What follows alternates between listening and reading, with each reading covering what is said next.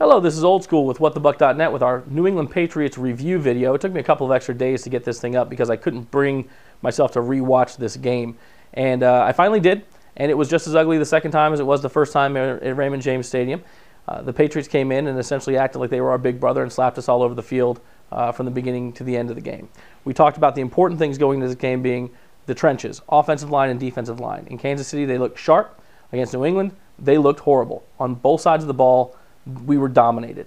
And it didn't matter whether it was ones, twos, or threes because the outcome was the same. The Patriots would go base. They sent blitzes. It didn't matter. Whatever they chose to do was effective. Either they were disrupting the running game or they were getting in there and hitting Josh before he could actually set up and peruse the field.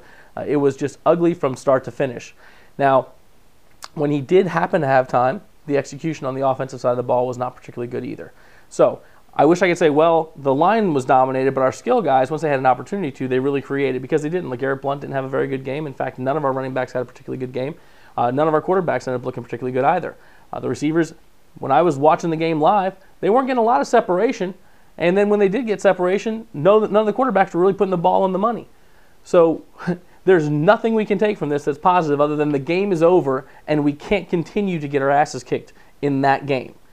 Now, that being said, we can take that tape and go learn about what it means to get your ass kicked by the New England Patriots and hopefully come back and look strong. I had an opportunity to talk to Deion Branch after the game, and he said, hey, you got a good young squad there, and they're going to get better, but this was a buzzsaw you ran into. Those guys knew coming in that they were going to play an entire half. Those ones went the entire half, and I know that it was reported on Twitter that Brady went out. He went out for about one play, and they came back in. That's no excuse. Our ones were in there for a long time, too, and by God, even when your twos come in preseason, they better play with a little bit more intensity than what we saw. And that's sort of the undercurrent here. I know there's a big spat on Twitter with Sean King and Gerald McCoy, and some people are taking extreme exception. Gerald McCoy making a joke about Tom Brady. I know on the sideline, I took exception to Albert Mack's touchdown dance. This is preseason. I don't expect them to go kick their dog. I don't expect them to throw their helmets into the walls. But at the same time, when you're as thoroughly dominated as that team was at home in front of your fans, I would like to see a little bit more emotion than what I saw personally. Now, that's for every man to decide on his own. Now, statistically, what we pointed out in Kansas City continued. Our third down conversion rate was horrible. We were 17%. You will not win in this league if you continue to do that, unless you score a bunch of defensive touchdowns, obviously. We let them convert at about a 50% clip, and that's why they continue to just march the ball down the field. So, trench warfare, third downs, skill positions, every part of it was bad. So, execution, discipline, penalties. We had like 10 penalties for 100-something yards, and they were drive-killing penalties. They were holds and false starts. They made your 2nd and 5 all of a sudden 2nd and 10, or your 3rd and 4 all of a sudden 3rd and 14, and that kills a drive.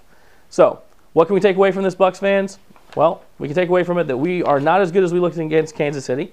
I can also say that we're probably not as bad as we looked against New England, and hopefully the coaching staff will take this tape, take the team back to the rooms, and say, okay, guys, here's what not to do. Let's come out against Miami, give the ones some extended playing time, and see if we can right the ship, learn from it, and move on.